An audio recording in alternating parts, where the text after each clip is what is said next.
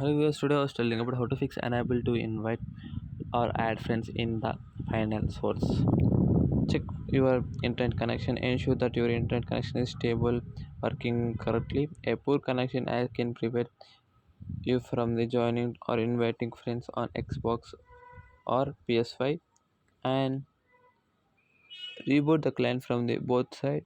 And to reboot the game on both sides, simply close the game and restart it. This should be refresh the connection and allow all you can invite our friends, and enable the crossplay from the settings, then add friends, then work around which helped most of players is to enable the crossplay and then try to add friends. And to enable the crossplay, go to games settings and look for crossplay option, toggle it on, and add the friend button should appear, and try to use Steam browser console command. To use Steam browser console command, follow the steps. Launch the finals on Steam and open it on your Steam browser. Press 12 F12 to access the browser console. Enter the following command: request the play test access and hit enter, and this should grant you direct access and enable you to connect with your friends.